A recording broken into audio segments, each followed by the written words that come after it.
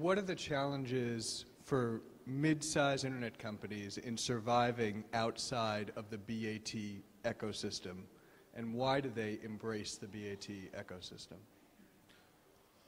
Okay, I think any company that got started thinking that they will be acquired by one of the BATs, I think that's pretty wrong. I think that kind of company should run away as far as you can, because I don't think that is going to work, because people from BAT are not stupid, right? They know what they're buying, they know what they're looking at, they have all the data in the world to analyze, to know who is doing well and who's not doing well. I think there are companies that are doing very well outside of BAT ecosystem, for example, like VIP Shop.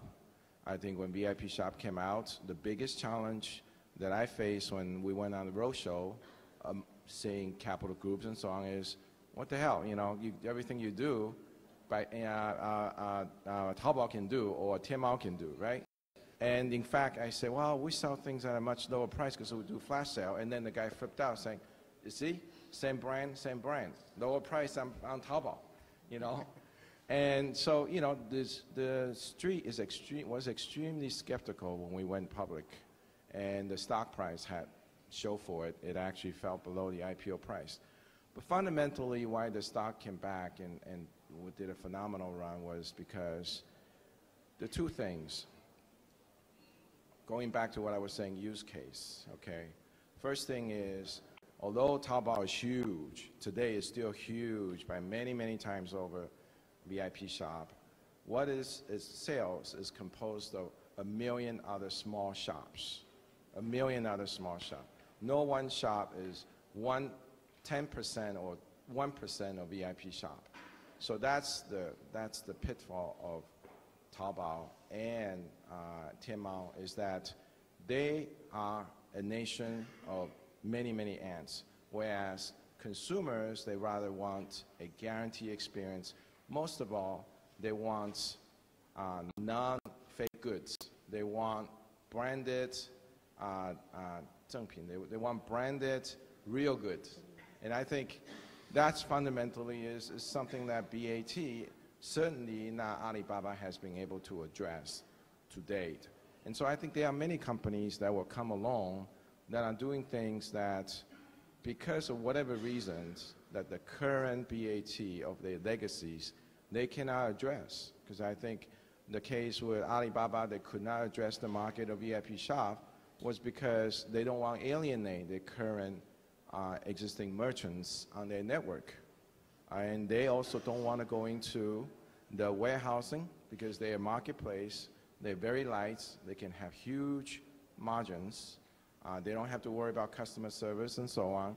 It is something that they are going to go IPO on. It is something that's the fundamental to the IPO story, fundamental to their overall high margin business. They don't want to go into that. So you want to be in you will always be able to find, as people change their habits, as younger folks coming to become older, I think you will always have opportunities where there are use cases that lie outside of the current giants, that they haven't thought about, or if they try to address it, they might end up undermining their current business. That's the best place to go into. About the other existing ones that are having tied up with the BAT, for example, my schoolmate Victor Koo, there's been talk about a tied up, right? Why? Because the business that he does, the use case he's addressing, is not detrimental to what Baidu can do. What they can do, Baidu can do. So in that case, when you're doing something that the giants can do, you're not addressing a use case that the giants find unable to address, then it's probably better as you have the first mover advantage. And I have invested in a lot of companies that have the first mover advantage, but I don't have a second card. So in that case, when that happened to me, I said, oh, okay, call up Robin, call up Ma Yun, call up Ma Huateng. That's when the tie-up is needed, because there are cases where you have first mover advantage, but once the giants wake up, they're going to steamroll you, And if you don't have a unique use case that they cannot address, I think what's important is you have the team they don't yet have, and you get it tied up. Thank you. Maybe I can confirm from BAT's perspective, right?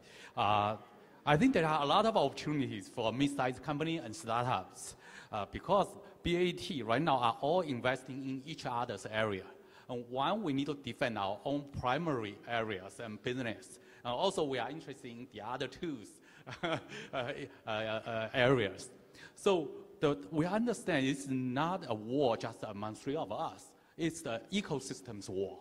Who wins over more friends, who will win at the end. So we want to invest in the startups, want to buy them, we want to work with them. So along this, a lot of mid-sized companies and startups can play with these three BATs, right? So they can take a lot of advantages of this BAT.